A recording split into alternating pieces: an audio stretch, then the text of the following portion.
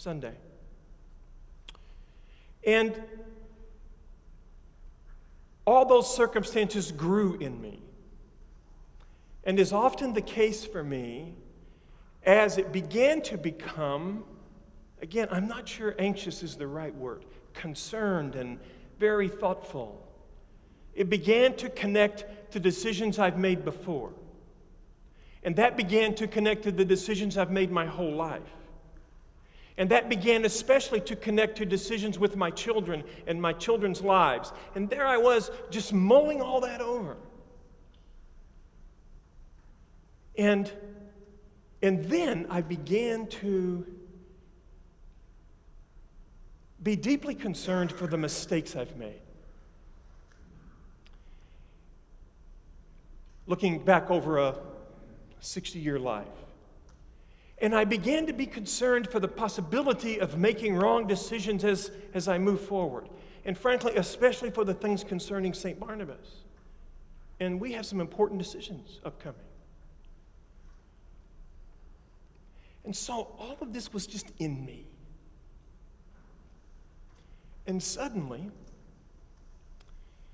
by the way, many of you have made the drive to Prescott. It's a beautiful drive. I mean, we live in a gorgeous state.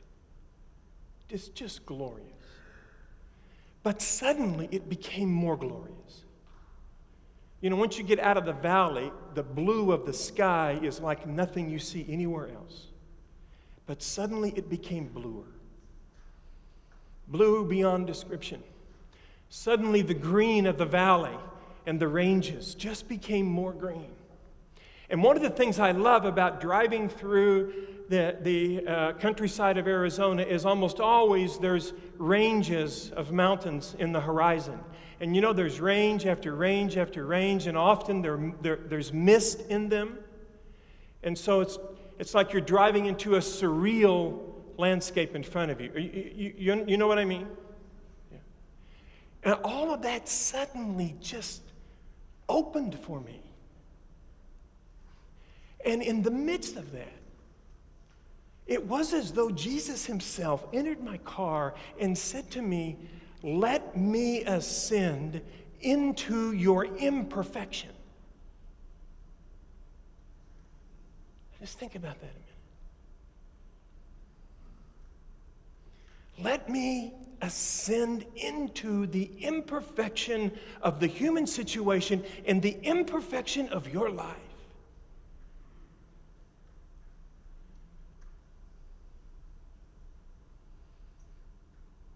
Everything just began to change for me.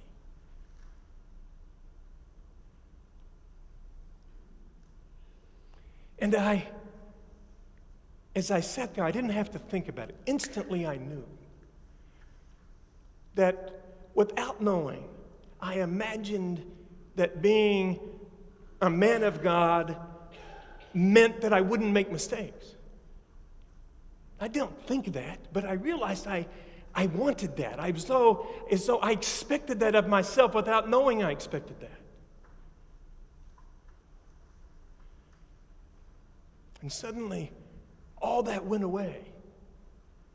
And Jesus ascended into my real human existence as it really is, and all the challenges and the warp and woof of the human situation, and made it divine as it is. And gave me the freedom to be imperfect, which of course I am. But I didn't realize the extent to which I expected something other than that of myself.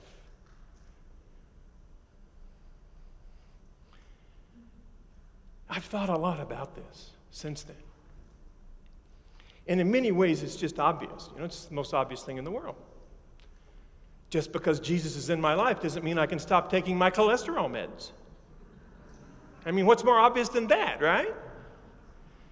Neither does it mean that I'll suddenly become a perfect decision maker. Neither does it mean that the pains and struggles of my life are going to go away.